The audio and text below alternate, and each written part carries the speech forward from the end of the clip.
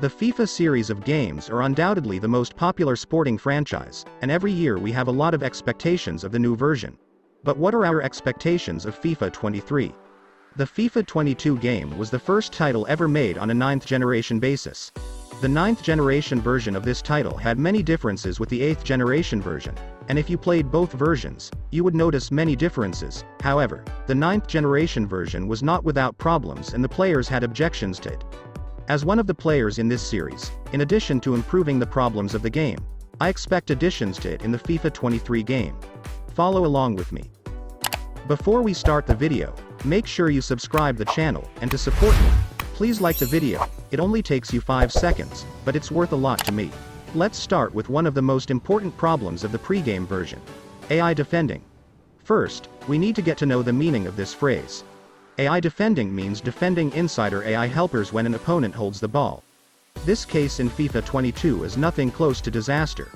A lot of times it happens that your opponent is near your team's AI player and he doesn't even bother to put a simple footing or trunk on himself and easily lets his opponent pass.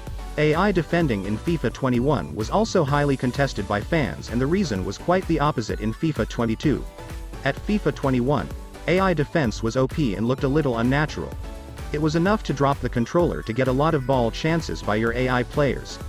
FIFA 23 should be something between these two games in the AI defending topic. The next issue for fans is the very weak part of the national teams of this game series. The national teams are very few in the FIFA games, and the same few are sometimes not licensed, such as the Brazilian national team, which is made up of strange names. We hope that the FIFA 23 game, which comes almost simultaneously with the World Cup, will also have a World Cup mode, and the status of the national teams and its tournaments will improve substantially. In the previous version, we witnessed the widening of the Women's World Cup in the game, and in addition to the way the Women's World Cup tournament approached reality, more national teams were added to the game. What FIFA 23 should do for the women's division of the game is to add more national teams and, more importantly, add women's club teams to the game. Of course, there were signs of women's club teams in the initial trailer of the game, but nothing has been officially confirmed yet. One of the most popular parts of the FIFA game is the online friendlies section. This section has good servers and you can easily play with your friends even as a cross-platform, only in the 9th generation. But this part still has a place to progress. Unfortunately, the FIFA game does not have the facilities to create an online tournament to play with your friends, and you can only play friendly with them, or if you want a tournament, you should hold it manually, which is too old for such a title in 2022. We hope that EA will think about this section and have the possibility to hold tournaments online. Volta Football mode still has limited game modes and suffers from problems. The servers in the multiplayer section of this section are really weak. You may wait up to half an hour for online players to gather in your team and not play at the end, or the internet quality is just one of the slightly weak players to cancel the game altogether. In fact, the only useful parts of this mode in the previous version were arcade mode and squad battle, and the divisions mode was virtually useless. Volta also needs an ultimate team mode to be taken seriously. Suppose you have your own team and you can bring great players to your team like the ultimate team part of the original game and compete with other online players around the world. Also, the players' special powers in this section were less than expected in the previous version, and we hope that in the new version, this section will see improvements. We're going to the most important part of the game, Ultimate Team. As you know, this is the most money-making and fun part of FIFA games, and this is no exception in FIFA 23. But what improvements do we expect in this sector? In terms of diversity and number of departments, this part is really complete and has no shortage, but it requires reforms. The most important is that placement of players in different divisions at the beginning of each season is a little more accurate, or better to say fairer. Why, when you finished last season in Division 5, suddenly relegated to Division 7 or 8 in the new season? Wouldn't it be better to start each season with 10 trial games like the Overwatch title and then start competing in a particular division? What is the criterion for this degradation? Many believe this downgrade is because gamers are more encouraged to buy packs and quickly return to their original division by acquiring powerful players. This is a really bad policy, and we hope that in FIFA 23 we will not see such movements by the EA. We also hope that EA will make improvements to overall players and the meta of some cards.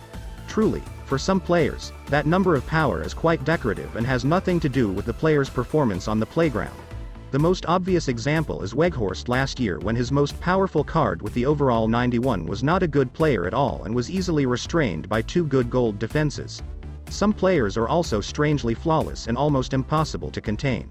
It is also said that the chemistry system has evolved in FIFA 23 game, and other players of all leagues and nationalities can link together with certain rules, as well as a star rating system will be added to the commissioners section, and instead of 1 to 100, your team's chemistry will be between 1 and 3 stars.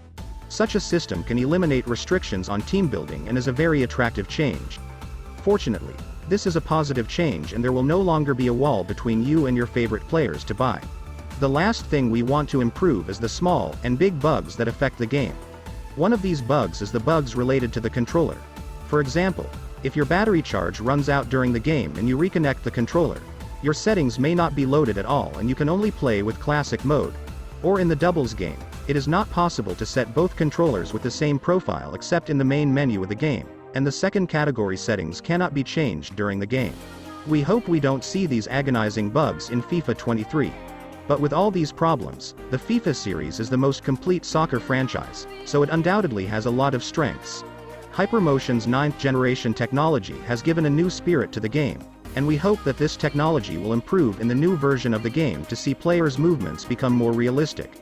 There are also sections in the game that we hope EA won't mess it up with frivolous changes. For example, the Pro Clubs section in FIFA 22 has evolved, and if it gets off exactly the same way in FIFA 23 and just adds a little more practice facilities, there's nothing wrong with that. Also, the career mode section in the previous version made good changes and does not require any special transformation. Kit design and logo were added to the game after many requests from fans and you could present your build club, and this was a fantastic case. The only reforms needed in this mode are that press conferences should be more close to reality and easier to transfer players' loans. Career mode and pro clubs are the least objectionable parts of the game, and if EA doesn't have a particular greed for these parts, there won't be any problems.